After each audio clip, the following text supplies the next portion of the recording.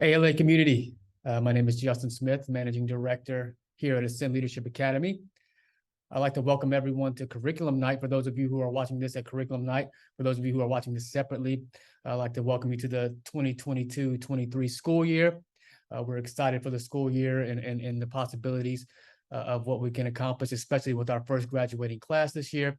And the goal of this session, the goal of this video in this meeting is to give parents information about ALA's focus for the school year, but also how they can access resources, how they can get involved, how they can become engaged in the school community. So without any further ado, we will get started. First, I want to talk very, very briefly about ALA's focus for the 2022-23 school year and start with our performance goals from the previous school year. We'll be sending more information out about this very, very soon, but I did want to give you a little bit of information ahead of time so you can know why we're making some of the decisions that we're making. First of all, there's a lot of positives from our school performance data.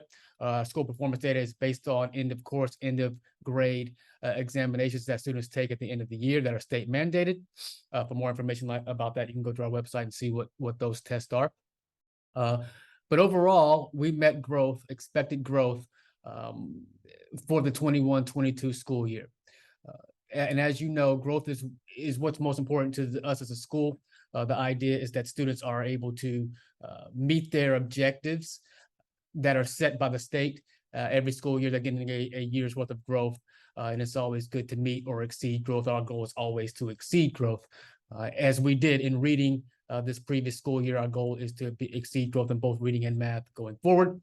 But this past school year, we met growth, which is very, very positive. We also outperformed local districts, Harnett and Lee County, on composite EOG, EOC scores, and then also in several of the individual subjects or tested areas. And that's always a goal of ours, is to outperform the local districts. And we've continued to do that. And we all want to continue to make that separation from Harnett and Lee County schools. And we outperform the state average, which is very, very positive in 6 tested areas. Not in every tested area, but in 6 of the areas we outperform the state averages, which is very, very positive, and it's something that we are working towards. Long-term goals to continuously outperform the state average is very, very difficult for schools in this area to do that, and we've done it in 6 areas, so we're making progress in that capacity. So a lot of positive things from our 21-22 results, but as the representative of the admin staff, it's not enough. We want to continue to grow, continue to get better. Our goal is to outpace the districts by at least 10%. Our goal is to be by far the best secondary school in Harnett and Lee County. And we really feel like our performance results should reflect that. We are on our way, but we're going to continue to work to make the results even better. And that leads me to our Late Start Wednesday. I know there's been a lot of speculation about why do we need to do this. There's other options, but essentially it boils down to this. In order for us to meet our goal to be the best school in Harnett and Lee County, we need to develop our teachers. The classroom teacher is the most impactful aspect of student achievement. So we want to invest in our teachers. We need time to develop and coach them. So that's what Late Start Wednesdays are about. The goal of Late Start Wednesdays is to give our teachers the opportunity to plan projects and so that they can give your students unique learning experiences that they would not receive anywhere else. So already teachers are planning projects, already they're collaborating with their colleagues to get new ideas and develop their ideas. But we also have time to try to meet these goals that we have to be these performance goals that I just mentioned, and to be the best secondary school in Harnett and Lee County. So we're working on in subjects areas, we're working on our vertical alignment. Math teachers are meeting once a month. Reading teachers are meeting once a month. Social studies, science, and so on and so forth are meeting to align their curriculums to make sure that we're serving your students in these subject areas appropriately. All of this is aligned to one goal, is to be the best school in Harnett and Lee County. And we believe that that's why this time is needed for us. We thank you for your support with it. And we know that it might cause some inconvenience, but ultimately it's going to benefit your child. They're going to get unique learning experiences that they would not get other places with our project-based learning curriculum and pedagogy. And we're also going to work towards improving our practice so that we can meet the goals that we have for our school going forward. So the main objective of this session is to give you information about how you can be involved and engage in the school. ALA has a parent involvement and engagement policy. It's listed on our website. You can go there and find it. I'll show you in a second how to get there. But it kind of gives our policy on how and what we will do to engage parents. We believe parents are allies. We work together with parents to support the student. One of our core values, we put students first. And part of that means that coming together with the student's parents and finding ways to meet that student's needs. So we want you to be involved. We want you to be engaged in what we do here. On our website, there's resources, a lot of resources that we want you to use. So you can always go to our website, ascendleadershipacademy.org. And we have things like staff contacts. There's a page where you can just get all the email addresses and information about all of the staff members here at ALA. We encourage you to use that. Go to our website and you can see the list of all the staff members. Contact them. We prefer email, and our teachers have a 48-hour response requirement whenever they're contacted by a parent or of one of their students. So that's important. Make sure you go there in a second. On the next slide, we're going to look at how you can access those resources. So a part of the reason why we have to talk about this is because ALA is a targeted Title I targeted assistance school, all right, which means we receive federal funds for our programs. What's important about these federal funds is that they supplement our program, they don't supplant. So we use the federal funds to supplement what we're doing academically with students. And as you know, our state and local funds support our financially, at least support our program for the most part. So we are Title I targeted assistance school. What does that mean? It means that we receive funds from the federal government, one, but also we're to use those funds to target students who are not performing where they should be, or even below grade level. So how do we target those students? We use classroom formative assessments. We have iReady, which our middle school students took last week. And then we also have NC check-ins that our high school students take in the tested subject areas. And then our teachers have common formative assessments that they implement in their classes to where they can target students who may not be performing on grade level.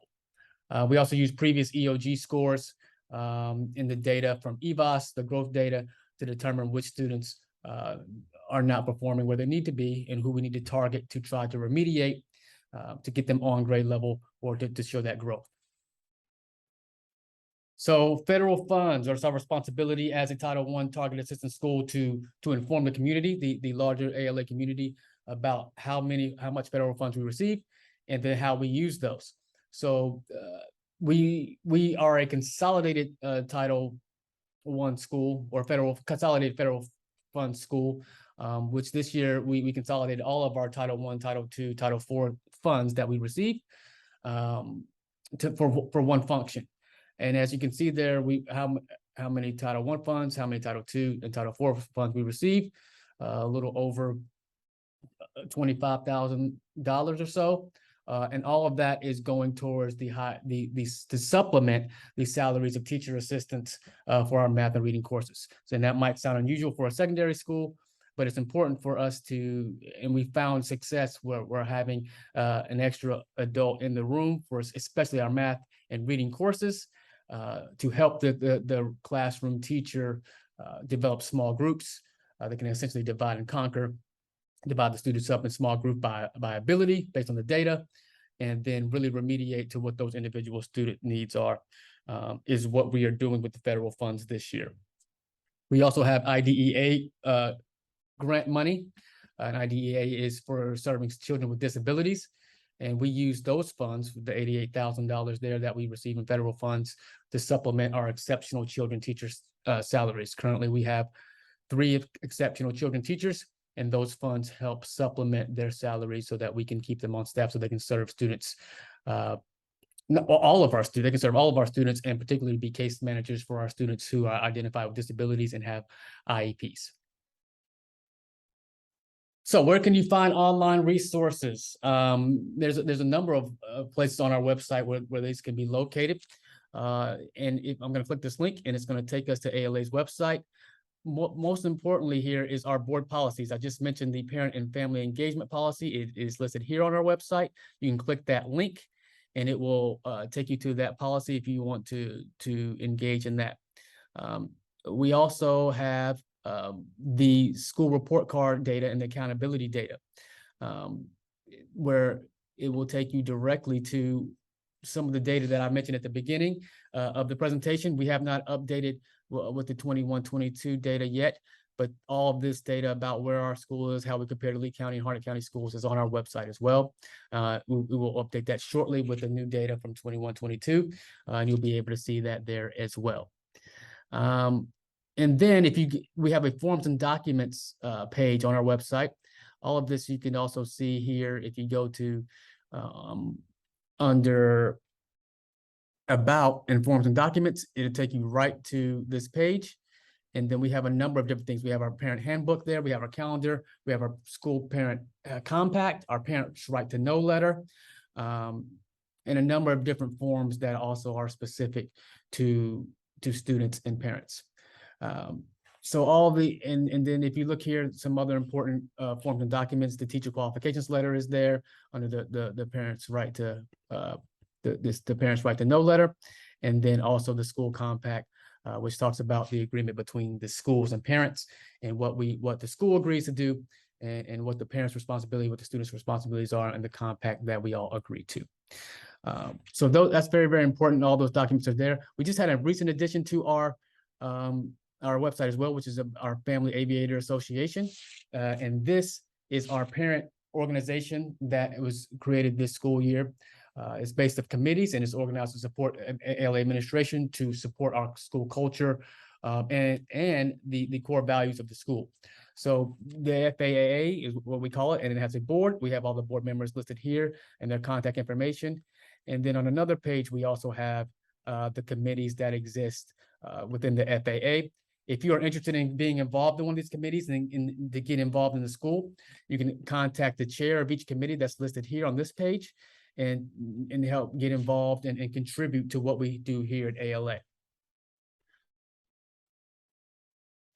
Finally, if you have any questions about federal funds or how you can be engaged in the school, please contact me at jsmith@alaschoolsnc.org. We appreciate all of you participating and choosing ALA as your child's school. We don't take that lightly, and we appreciate your support as we seek to empower students for the 21st century. Thank you.